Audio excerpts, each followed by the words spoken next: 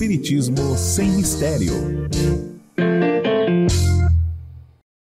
Olá pessoal, estamos iniciando o programa Espiritismo sem mistério, estudando o Livro dos Espíritos. É muito bom estarmos aqui reunidos. Você sabe que nós já estamos falando sobre o bem e o mal. Iniciamos esse tema no programa anterior, então se você não assistiu, busque, dê uma olhada, porque é um tema interessante, falando das leis morais.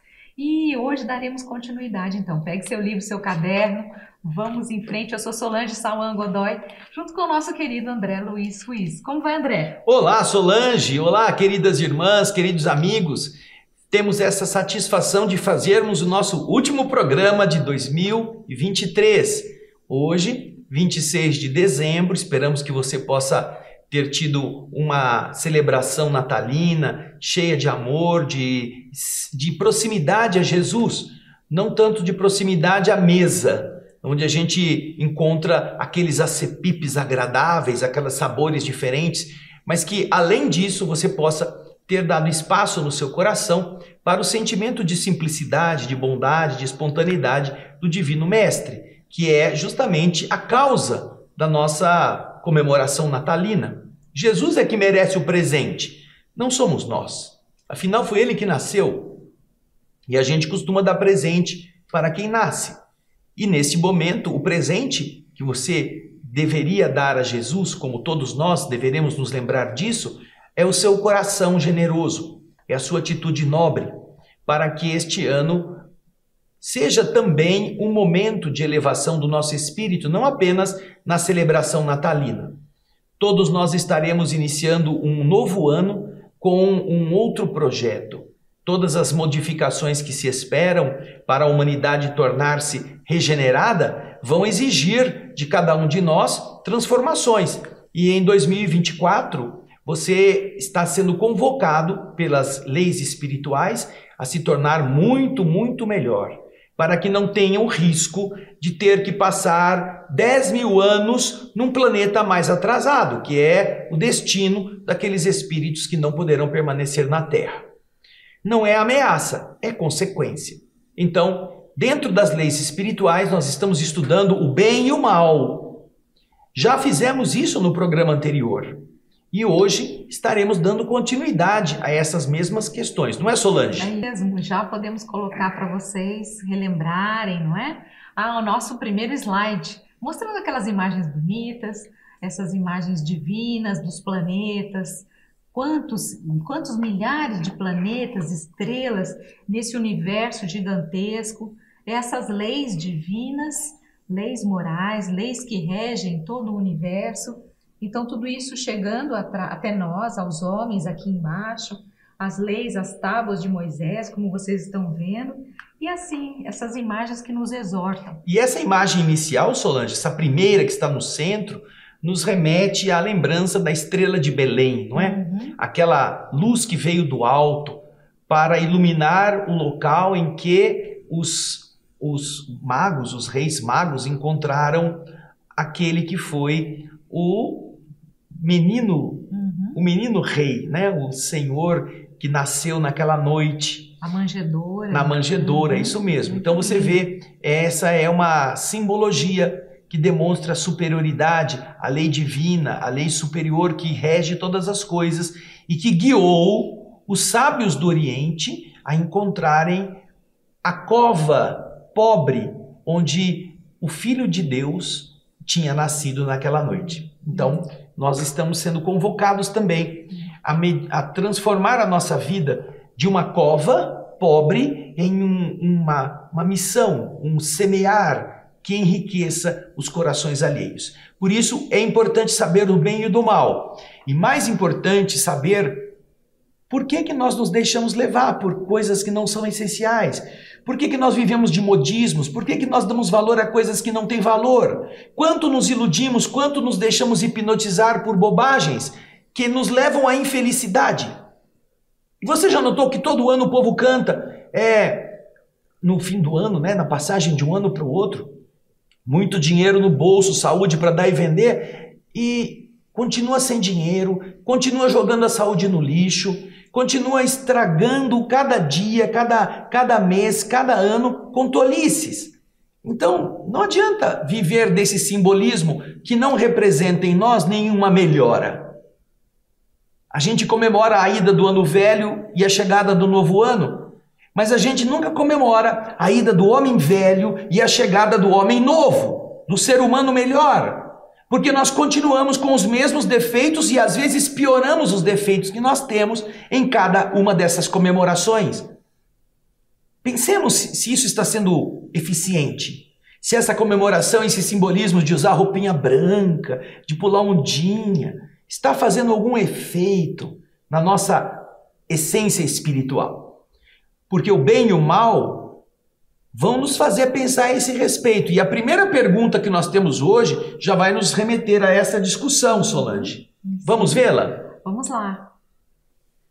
As diferentes posições sociais criam necessidades novas, que não são as mesmas para todos os homens. A lei natural parece, assim, não ser uma regra uniforme. Kardec está perguntando isso. Essa regra não parece ser igual para todos. A lei natural, para alguns, pode ser menos exigente do que para outros, porque as posições sociais vão fazer que as pessoas exijam mais coisas do que outras, ou se contentem menos do que outras. Será então que a diferença da posição social faz com que também a lei natural não seja igual para todos? Kardec quer saber uma coisa muito importante. Então, vamos ver o que os espíritos respondem. Essas diferentes posições estão na natureza e segundo a lei do progresso. Isso não impede a unidade da lei natural que a tudo se aplica. Ou seja, a lei natural se aplica a todas as diversas posições humanas. Porém, no caleidoscópio, olha que palavra diferente, né? Vem aqui para mim, ó. O caleidoscópio, aquele negocinho que você fica girando, assim, você tem 3 espelhinhos, assim, você vai virando, vai fazendo um monte de forminhas diferentes. Essas diferentes estruturas sociais, elas fazem parte do processo evolutivo. Nós vamos ter opções variadas para diversas necessidades de avanço ou de resgate espiritual de muitos espíritos que precisarão passar por isso. Então temos a área dos doentes, temos a área dos ricos, temos a área dos miseráveis, temos a área daqueles que cometem, que estão expostos a cometer ilícitos, temos a área daquele que tem família, a área daquele que está sozinho, a área daquele que perde tudo, a área daquele que fica bem de vida, a área daquele que se casa, que se torna pai e mãe, a área daquele que perde o filho. Todas estas alterações sociais estão no processo evolutivo da natureza, fazem parte da natureza, porque para cada uma destas circunstâncias existirá espírito que precisa passar por aquilo para poder avançar ou para poder resgatar seus enganos através de novos desafios.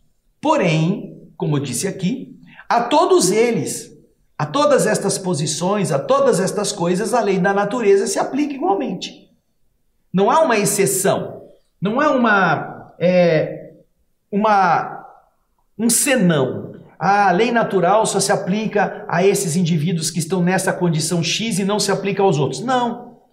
Toda lei natural, como você vê aí, se mantém única e se aplica a todos. Então, o indivíduo que é milionário e faz maldades, responderá pelas maldades que faz, talvez até com mais rigor do que aquele que é humilde e que faz maldades por causa da sua situação de dificuldade econômica.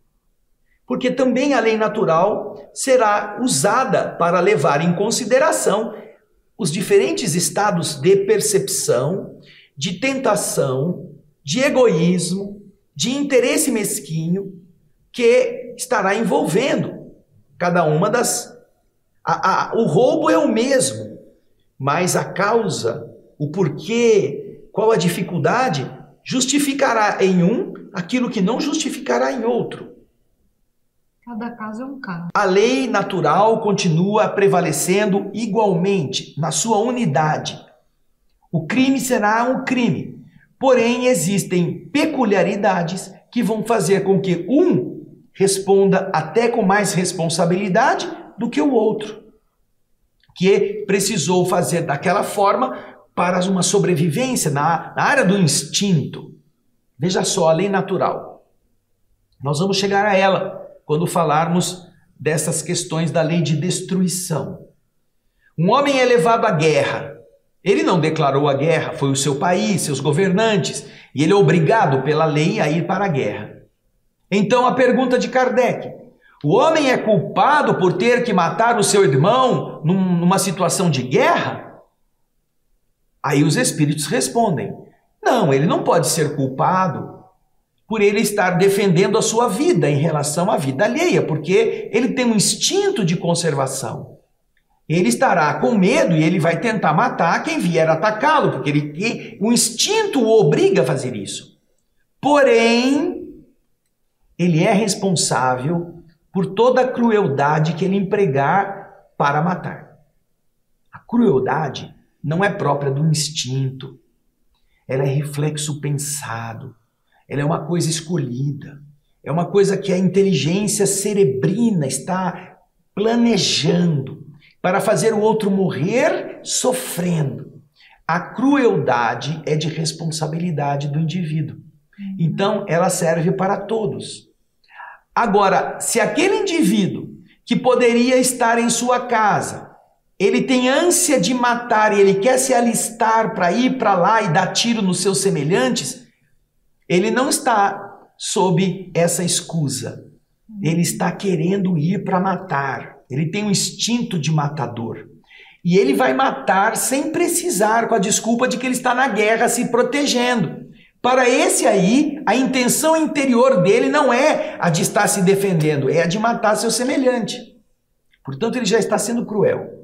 E ele já vai ser responsável por isso. Veja só, a lei do universo se aplica a tudo, a todos. Ah, o general tem ambição de chegar em determinado lugar e para ele conseguir isto, ele vai matar quantos homens sejam necessários. A vaidade desse indivíduo vai fazer pesar sobre ele todas as mortes que poderiam ter sido evitadas se ele tivesse sido mais prudente, se ele tivesse pensado com menos ardor para sua vaidade e sua fama ser reconhecida. Vejam só, é a mesma lei. Vai se aplicar a ele também, ampliada pelo número de mortos sem necessidade no campo de batalha. Tudo isso está dentro da unidade da lei natural. Agora vem um comentário de Kardec na sequência. Vamos a ele, Solange? Vamos lá. As condições de existência do homem mudam segundo os tempos e os lugares, resultando para ele necessidades diferentes e posições sociais apropriadas a essas necessidades. Visto que essa diversidade está na ordem das coisas, ela está conforme a lei de Deus, e essa lei não é menos una em seu princípio. Cabe à razão distinguir as necessidades reais das artificiais ou de convenção. Nós deveremos, então, estar atentos às nossas necessidades. Quem pode dizer assim: agora eu tenho necessidade de trocar meu telefone celular, eu vou matar o fulano porque eu vou roubar o dinheiro dele, eu vou pegar o celular que ele já comprou. Você não tem necessidade de trocar o seu celular. Você quer trocar porque é da moda. Mas se para fazer isso você vai matar alguém, vai roubar uma loja, vai fazer uma coisa ilícita, você está infringindo a lei. Vai trabalhar sem vergonha. Vai ganhar honestamente o seu dinheiro. Vai comprar a prestação. Ou vai se contentar com o seu celular velho. Você não tem essa necessidade. Mas como a sociedade vai criando ilusões, as pessoas vão querendo ter as coisas que não são necessárias, se sentem frustrados ou menores por não conseguirem e então querem resolver o problema através de um caminho ilícito que vai produzir sofrimento. Aí não é a sociedade que é culpada, é a maneira pela qual o indivíduo quer resolver o problema, de forma mais direta, mais simples, mais rápida. Então isso é aquilo que leva o indivíduo a demonstrar que ele é um indivíduo que não está preparado ainda para entender o que é o bem e o que é o mal.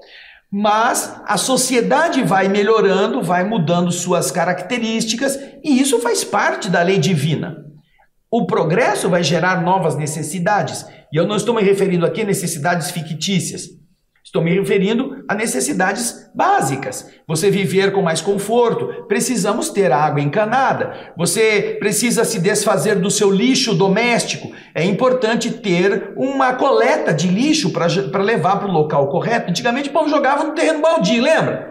Aquela rataiada, tudo lá no terreno que não era de ninguém, e aquele mau cheiro, mosquiteira. Então, isso era horroroso, isso era anti-higiênico. Então, precisamos organizar o processo de recolher, mas também não se pode jogar em qualquer terreno, precisa ter um critério para os dejetos serem expulsos. Antigamente, as casas tinham o quê? Um buraco no chão, como se fosse o banheiro, a fossa. Mas isso daí gerou tantos problemas em forma de contaminação de comida, de água, de lençol freático, que obviamente criou-se o sistema de recolhimento do esgoto. Antigamente o esgoto então saía da casa e ia direto para o rio. Só que aí chegava no rio com todas as impurezas próprias de milhares de pessoas. Então o que se procurou fazer? Tratar o esgoto antes de jogá-lo no rio de novo, porque a água potável vai abastecer outras cidades no trajeto. E imagina outras cidades mais abaixo precisarem recolher água contaminada pelas fezes de toda uma população que estava rio acima. Isso é anti-higiênico, isso é um processo de levar doenças além daquilo que se esperava a populações que estão se abastecendo para a sobrevivência da água que veio do mesmo rio. Então, todas essas são necessidades que são criadas pelo aglomerado social e fazem parte do progresso. Mas isso não impede que a lei natural continue a prevalecer una para todos eles, não é? E é importante, como dizem os espíritos aqui, nós mantemos a nossa razão. Até que ponto a minha posição ou a situação onde eu me encontro, até que ponto existem realmente as necessidades. A gente saber discernir, distinguir essas diferenças do que realmente é necessário nas nossas vidas, naquele momento, naquela posição onde eu me encontro, daquilo que é supérfluo, daquilo que não é tão necessário, de que maneira lidarmos com isso. Então, tudo isso acaba, de uma certa maneira, levando a gente por um caminho que não é o melhor. Você já notou que quando você vai a um centro comercial, a um shopping, você anda pelos corredores, você é bombardeado por vitrines, por chamamentos. E você muitas vezes compra o que não precisa, porque aquilo te seduziu. Mas você já se perguntou, eu preciso disto? Quantos sapatos eu já tenho? Quantas calças? Quantas blusas eu já possuo? Quantos pares de tênis eu tenho? Quando você faz essa pergunta, honestamente, e você diz, não, mas é que é a promoção, a Black Fraud. A Black Fraud, sabe a Black Fraud? Tudo pela metade do dobro que eles fazem.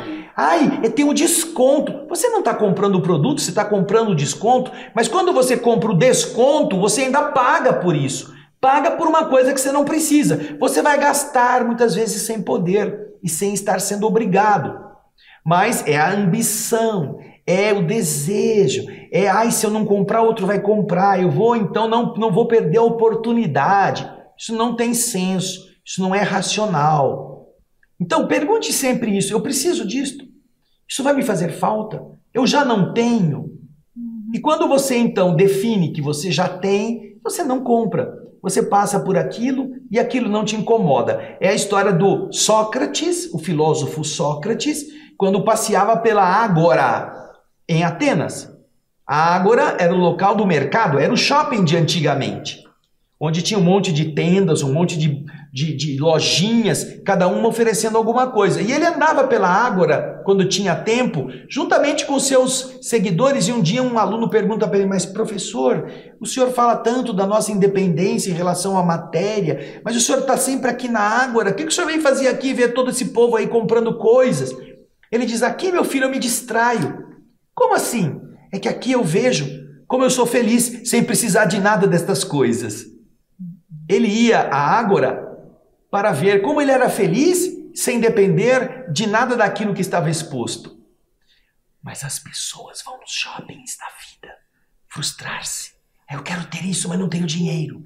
Eu queria comprar aquilo. Aquilo é da moda. Eu preciso arrumar dinheiro. Ela vai e se torna infeliz, insatisfeita, frustrada.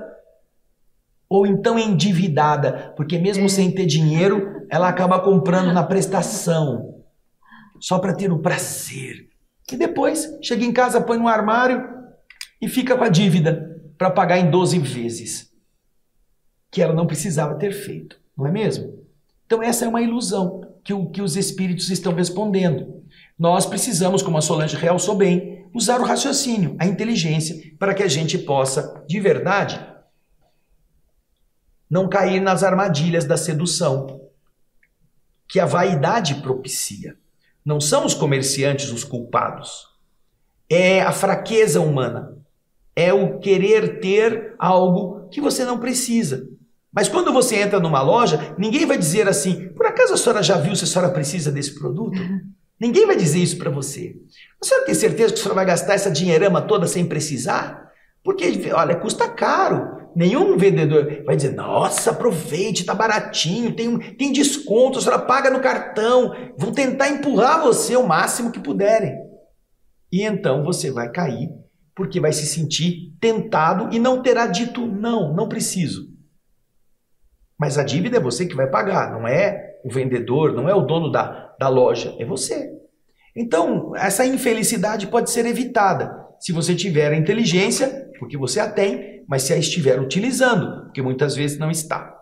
Né? Vamos ver a sequência, Solange? Vamos lá, pergunta 636. O bem e o mal são absolutos para todos os homens? Ora, será que são absolutos? Nós vimos no programa passado Kardec perguntando se os espíritos, se o homem, como é que ele podia distinguir, se o homem tem meios de distinguir ele mesmo o bem do mal, e se o homem não podia errar, achando que era bom uma coisa que ele faz, mas que era ruim.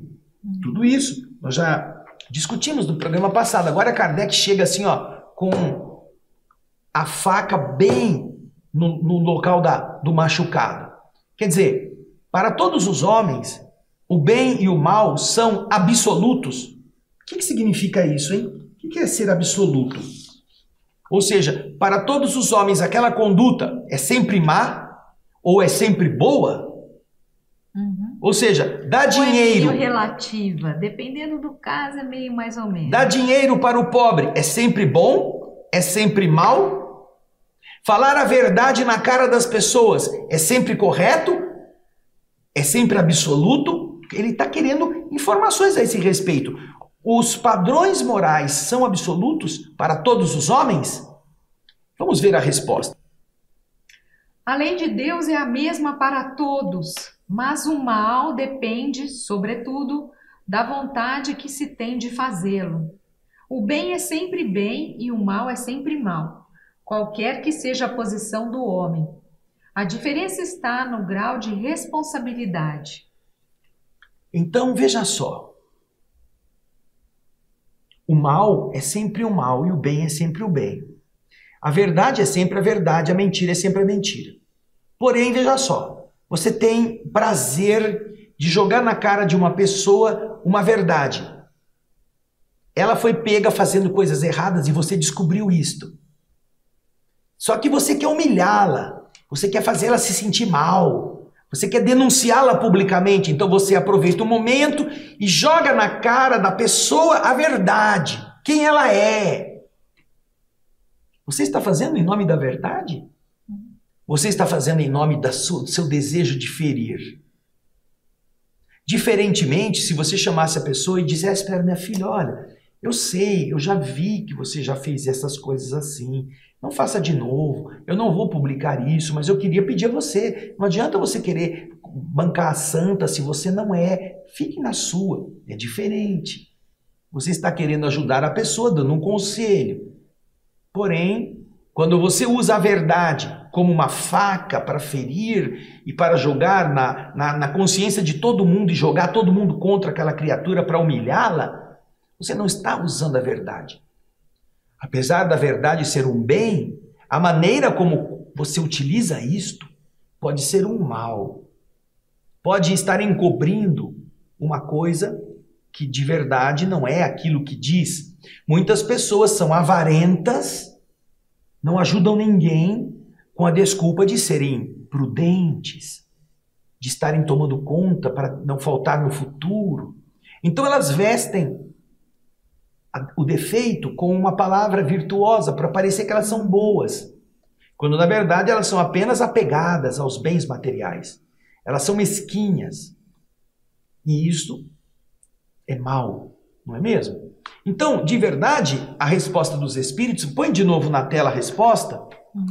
A lei de Deus é a mesma para todos, mas o mal depende, sobretudo, da vontade que se tem de fazê-lo. O mal é o indivíduo que escolhe.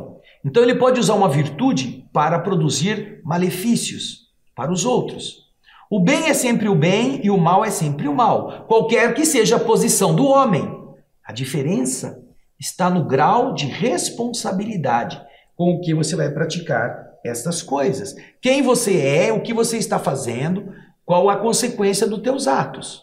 A gente pode colocar uma capinha para parecer bonitinho, mas tudo vai depender da nossa vontade, de como está, qual é a nossa intenção interior, quando estamos agindo daquela maneira, quando estamos falando, como disse o André, ou expondo uma pessoa. Então depende muito daquilo que nós estamos, o motivo pelo qual nós estamos agindo. E isso, como é íntimo, ninguém fica sabendo, mas as leis divinas, a superioridade, o plano espiritual, sabe qual foi o motivo que fez com que nós agíssemos daquele jeito.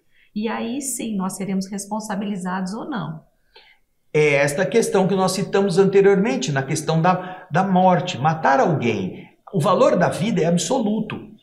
Porém, se você está numa guerra e você mata, a própria lei do universo desconsidera o assassinato quando você está ameaçado. Isso também acontecerá numa situação não de guerra, mas de ameaça física. Você está em paz, a sua casa, você está vendo alguém entrar na sua casa e você vai ver que essa pessoa está armada, ela vai prejudicar seus entes queridos, você então dá um tiro e mata o ladrão.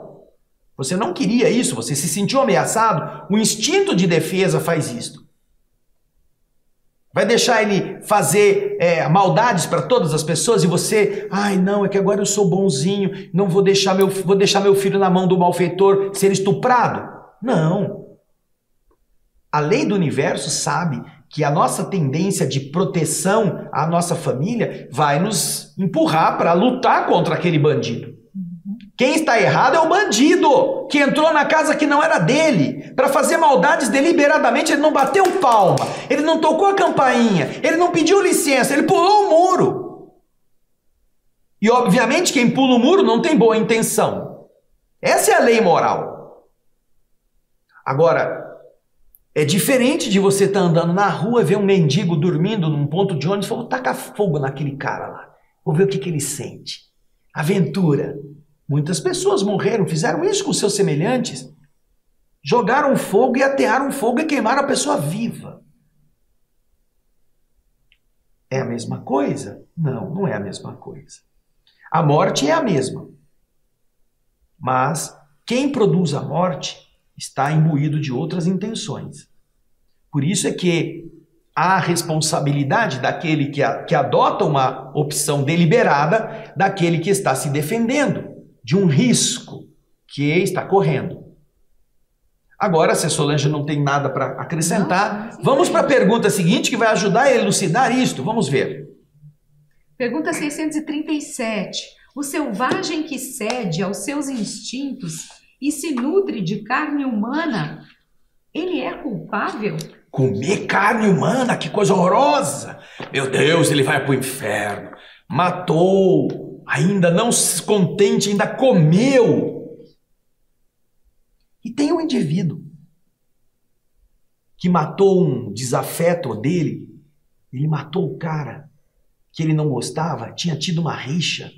Matou escondido, arrancou o fígado, levou para o boteco, fritou e dividiu para os seus amigos. Comerem o fígado. Que achavam que era fígado de boi, era fígado do inimigo dele. Não é o selvagem canibal que fez isso. Não, é um indivíduo que tinha um boteco, tinha um bar.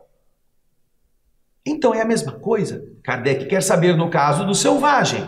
O selvagem que cede aos seus instintos, que se nutre de carne humana, ele é culpável? Vamos ver a resposta. Eu disse que o mal depende da vontade. Pois bem, o homem é mais culpável à medida que sabe melhor o que faz.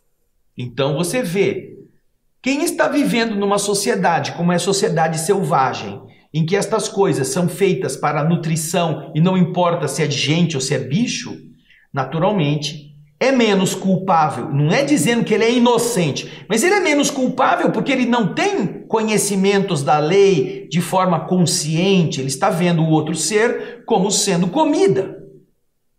Agora, o homem que pega o seu inimigo na sociedade civilizada, mata o cara, esconde o corpo e frita o fígado para dividir com todo mundo que estava lá como se fosse um petisco para se vingar, puxa, essa vontade é muito diferente da vontade do selvagem.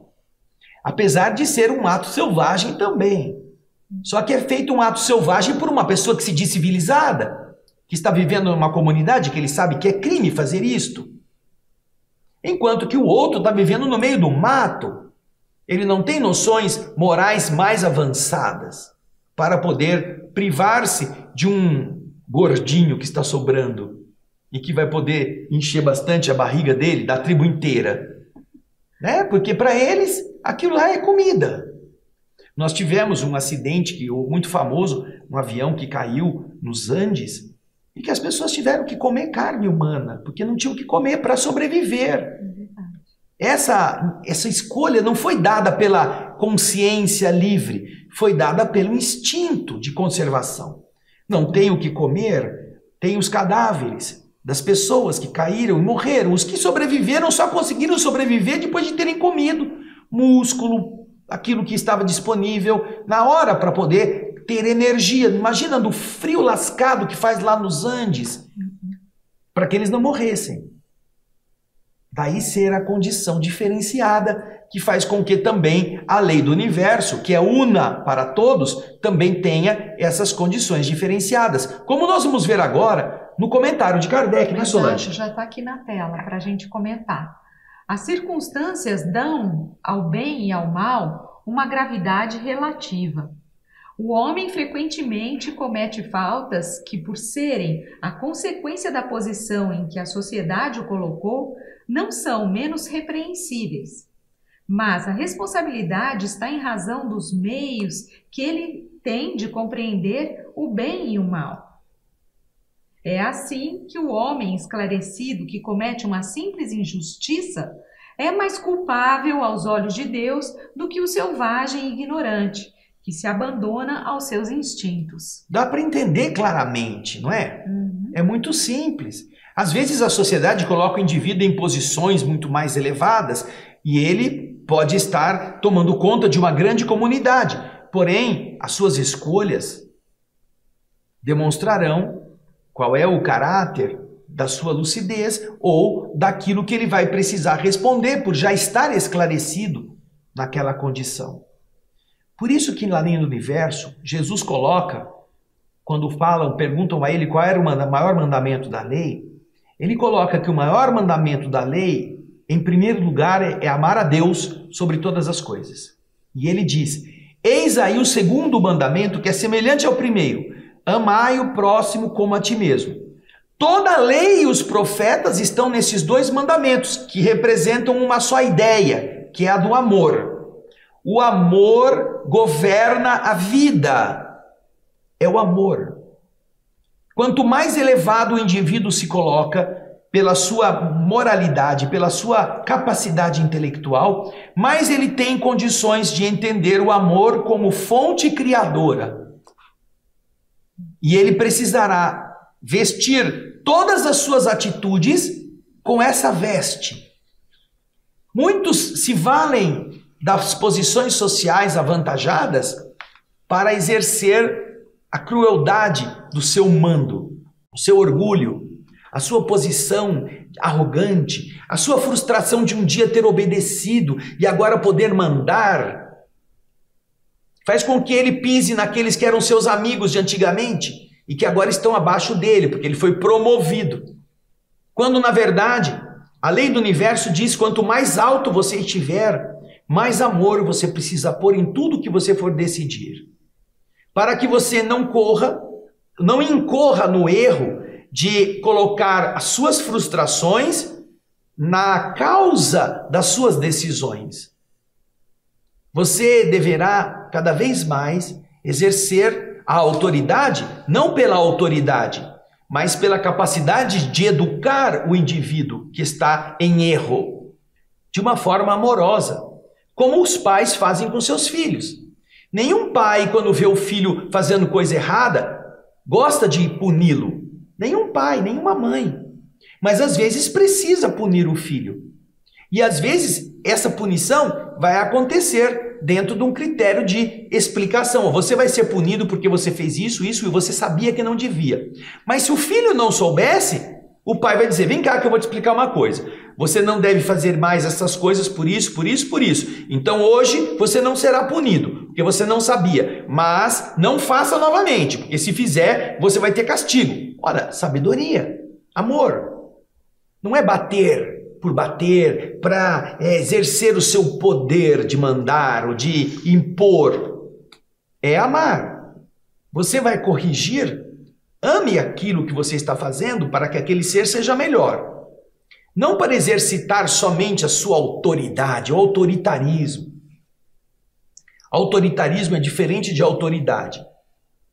Mas às vezes as pessoas que se colocam em posição de superioridade, ao invés de viverem com a noção da autoridade, da justiça, elas vestem a roupa do autoritarismo. Eu que mando, eu vou mandar, todo mundo tem que abaixar a cabeça, tem que dizer amém para mim.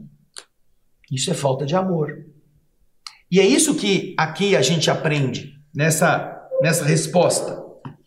O homem é culpável à medida que ele sabe melhor o que está fazendo. E o comentário de Kardec diz isto: as circunstâncias dão ao bem e ao mal uma gravidade relativa. Uma gravidade relativa. O homem frequentemente comete faltas que, por serem a consequência da posição em que a sociedade o colocou, não deixam de ser menos repreensíveis. Porém, a responsabilidade está em razão dos meios que ele tem de compreender o bem e o mal. E é assim que o homem esclarecido, que comete uma simples injustiça, é mais culpável aos olhos de Deus do que o selvagem ignorante que se abandona aos seus instintos. Quer comentar alguma coisa, Solange? Não, está bem claro. A gente pode seguir adiante. Vamos lá. Tem outra pergunta interessante de Kardec. Olha, algumas vezes o mal parece ser uma consequência da força das coisas. Tal é, por exemplo, em certos casos, a necessidade de destruição, mesmo sobre o seu semelhante. Pode-se dizer, então, que há subversão à lei de Deus? É uma pergunta muito inteligente. Existem sociedades que elegem a pena de morte para criaturas que tenham desregrado-se de tal maneira, de tal gravidade, que a pena precisa ser aplicada, separando o indivíduo, cortando aquela vida para que ele não esteja mais prejudicando a sociedade. Porque certamente o indivíduo que só produz malefícios e que ainda tem que ser mantido preso, custando aos que ele já prejudicou tudo aquilo que significa manter um preso comendo, abrigado por anos, é alguma coisa que é punir a sociedade, de novo, segundo os conceitos desses que defendem a pena de morte. Coisa que nós não defendemos. Deixe bem claro isso. A doutrina espírita é contra a pena de morte. Por quê? Porque você mata o maldoso, mas não mata o mal. Ele continua do outro lado. Ele continua fazendo o mal. Porém, estamos citando aqui sociedades que elegem fazer as coisas dessa forma. Punir com a pena de morte.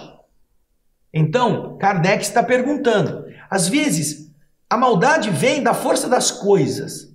Certas necessidades de destruição, mesmo sobre seu semelhante. Pode-se dizer, então, que nestes casos há uma infração, uma subversão à lei de Deus? Vamos ver a resposta. Ainda que necessário, não deixa de ser o mal. Mas essa necessidade desaparece à medida que a alma se depura, passando de uma existência a outra. Então, o homem não é senão mais culpável quando comete, porque ele compreende melhor. Então, à medida que a sociedade avança, aquilo que antes era causa de morticínio por um delito começa a ser mudado como uma outra consequência, como uma maneira de educar aquele que errou. Então, à medida que o homem melhora moralmente, essa consequência de uma subversão da lei não será mais tão grave no seu ordenamento, no seu hábito, na maneira pela qual o indivíduo responda a aquele tipo de infração. Então, em alguns casos, você vai ver que a sociedade melhorando, ela atenua as regras pelas quais ela impõe determinadas limitações, como, por exemplo, justamente a pena capital.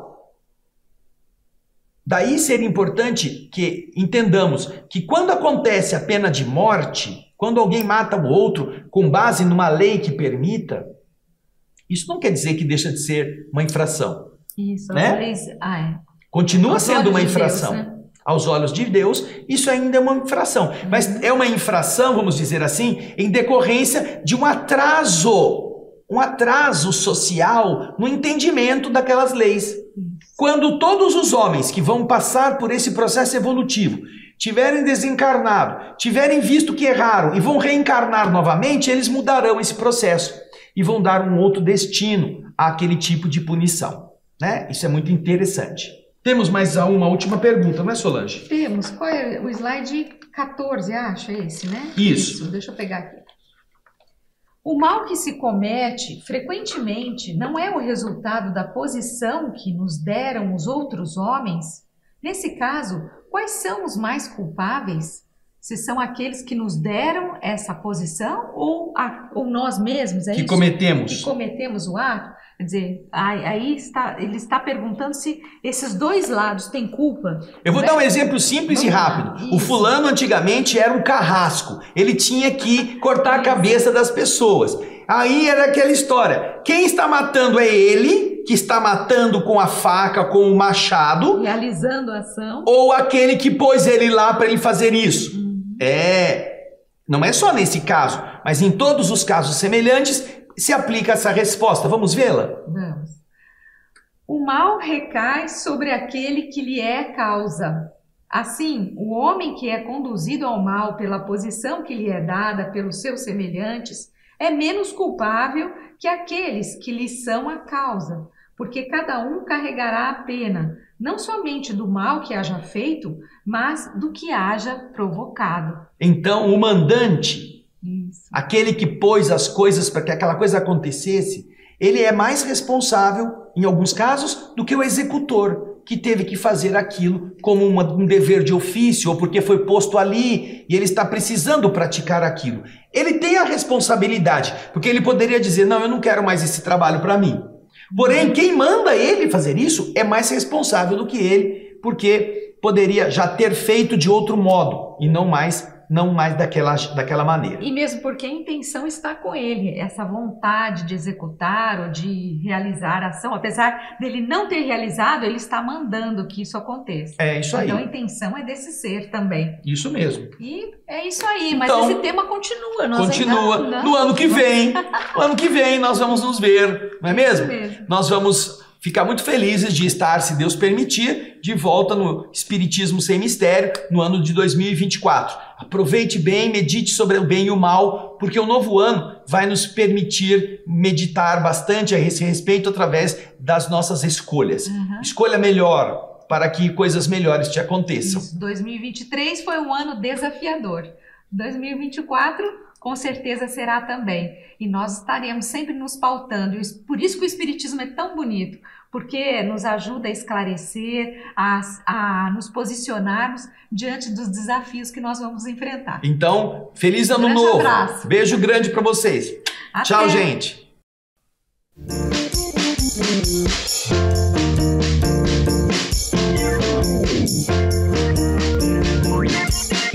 Espiritismo sem mistério.